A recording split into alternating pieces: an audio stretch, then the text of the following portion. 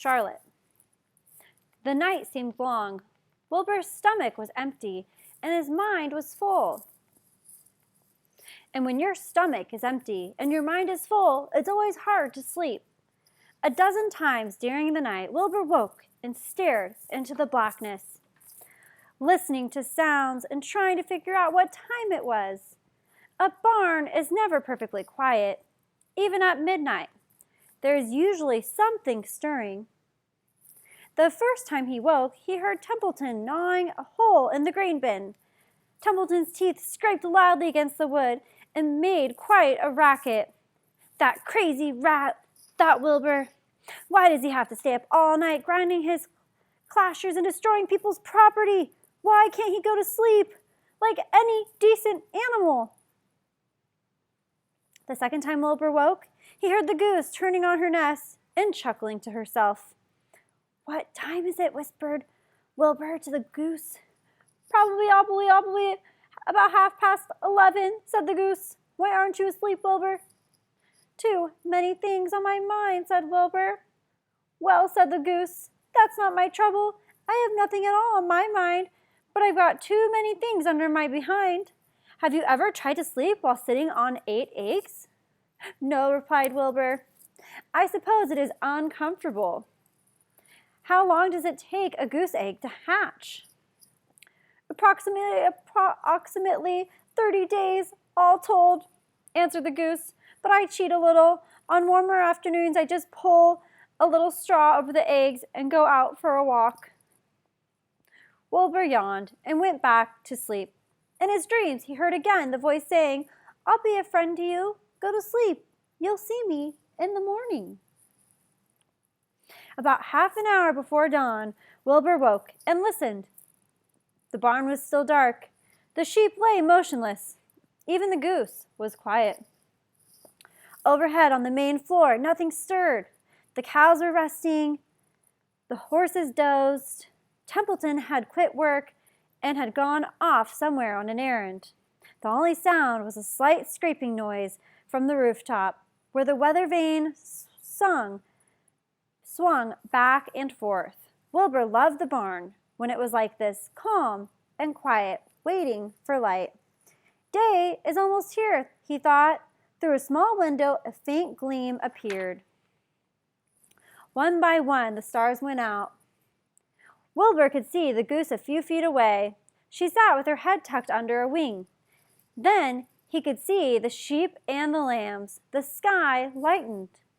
"Oh, beautiful day, it is here at last. Today I shall find my friend."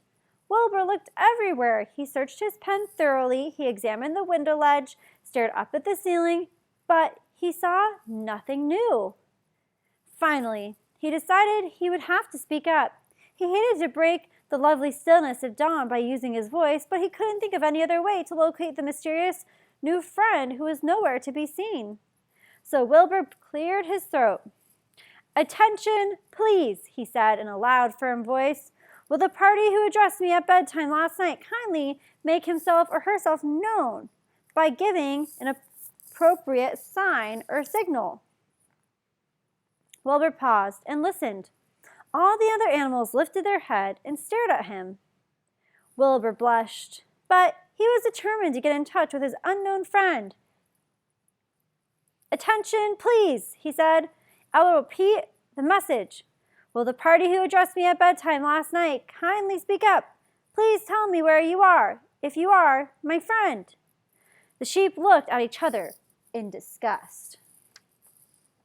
"Stop your nonsense, Wilbur," said the oldest sheep. "If you have a new friend here, you are probably disturbing his rest. And the quickest way to spoil a friendship is to wake somebody up in the morning before he is ready. How can you be sure your friend is an early riser?" "I beg everyone's pardon," Wilbur whispered. "I didn't mean to be objectionable." He lay down meekly in the manure, facing the door. He did not know it, but his friend was very near, and the old sheep was right. The friend was still asleep. Soon Lurvy appeared with slops for breakfast. Wilbur rushed out, ate everything in a hurry, and licked the trough. The sheep moved off down the lane. The gander waddled along behind them, pulling grass. And then, just as Wilbur was settling down for his morning nap, he heard again the thin voice that had addressed him the night before. "Salutations," said the voice. Wilbur jumped to his feet. What?" he cried. "Salutations," repeated the voice. "What are they? And where are you?" screamed Wilbur. "Please, please tell me where you are and what are salutations?" "Salutations are my greetings," said the voice. "When I say salutations, it's just my fancy way of saying hello or good morning. Actually, it's a silly expression, and I'm surprised that I used it at all. As for my whereabouts, that's easy. Look up here in the corner of the doorway. Here I am. Look, I'm waving." At last, Wilbur saw the creature that had spoken to him in such a kindly way. Stretched across the upper part of the doorway was a big spider web, and hanging from the web, head down, was a large gray spider. She was about the size of a gumdrop. She had 8 legs, and she was waving one of them at Wilbur in a friendly greeting. "See me now?" she asked. "Oh, yes, indeed," said Wilbur. "Yes, indeed. How are you? Good morning. Salutations. Very pleased to meet you. What is your name? May I have your name?" "My name is Charlotte." "My name," said the spider, "is Charlotte." "Charlotte what?" asked Wilbur eagerly. "Charlotte A. Caventica. But just call me Charlotte." "I think you're beautiful," said Wilbur. "Well, I am pretty," replied Charlotte.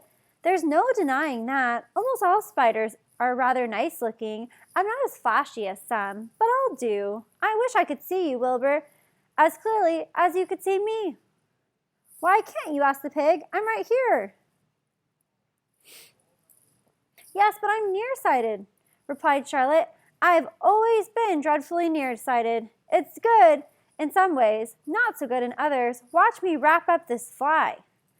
A fly that had been crawling along Wilbur's trough, had flown up and wandered into the lower part of Charlotte's web, and was tangled in the sticky threads.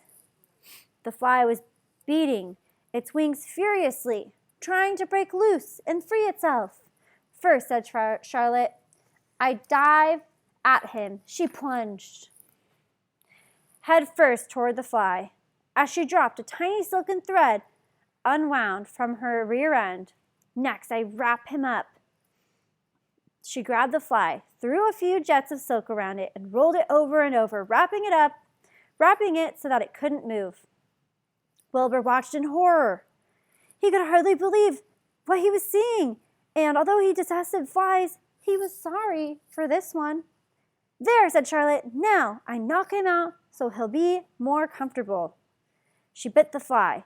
"He can't feel a thing now," she remarked. "He'll make a perfect breakfast for me." "You mean you eat flies?"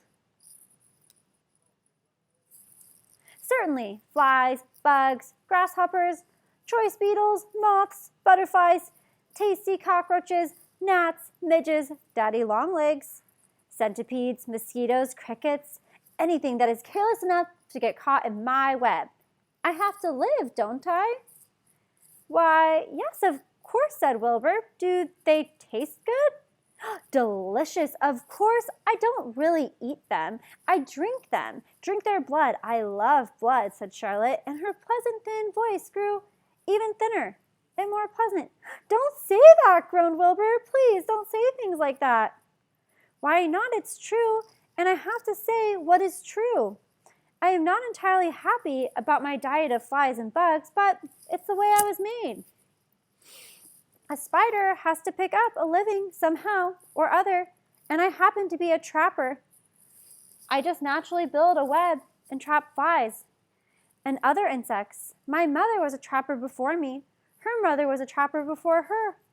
All our family have been trappers, way back for thousands and thousands of years. We spiders have been laying for flies and bugs. It's a miserable inheritance," said Wilbur gloomily. He was sad because his new friend was so bloodthirsty. Yes, it is, agreed Charlotte. But I can't help it. I don't know how the first spider in the early days of the world happened to think up this fancy idea of spinning a web, but she did. And it was clever of her, too.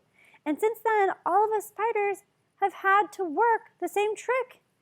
It's not a bad pitch on the whole. It's cruel, replied Wilbur, who did not intend to be argued out of his position. Well, you can't talk, said Charlotte. You have your meals brought to you in a pail. Nobody feeds me. I have to get my own living. I live by my wits. I have to be sharp and clever, lest I go hungry. I have to think things out, catch what I can, take what comes. And it just so happens, my friend, that what comes is flies and insects and bugs. And furthermore, said Charlotte, shaking one of her legs, do you realize that if I didn't catch bugs and eat them, bugs would increase and multiply and get so numerous that they'd destroy the earth, wipe out everything? Really? Said Wilbur. I wouldn't want that to happen. Perhaps your web is a good thing after all. The goose had been listening to this conversation and chuckling to herself. There are a lot of things Wilbur doesn't know about life, she thought. He's really a very innocent little pig. He doesn't even know what's going to happen to him around Christmas time. He has no idea that Mr. Zuckerman and Lurvy are plotting to kill him. The goose raised herself a bit and poked her eggs a little further under her so that they would receive the full heat from her warm body and soft feathers. Charlotte stood quietly over the fly, preparing to eat it. Wilbur lay down and closed his eyes. He was tired from his wakeful night and from the excitement of meeting someone for the first time. A breeze brought him the smell of clover, the sweet-smelling world beyond his fence. Well, he thought, I've got a new friend all right, but what a gamble friendship is. Charlotte is fierce, brutal, scheming, bloodthirsty, everything I don't like. But can I learn to like her, even though she is pretty and, of course, clever? Wilbur was merely suffering the doubts and fears that often go with finding a new friend. In time, he was to discover that he was mistaken about Charlotte. Underneath her rather bold and cruel exterior, she had a kind heart, and she was to prove loyal and true to the very end.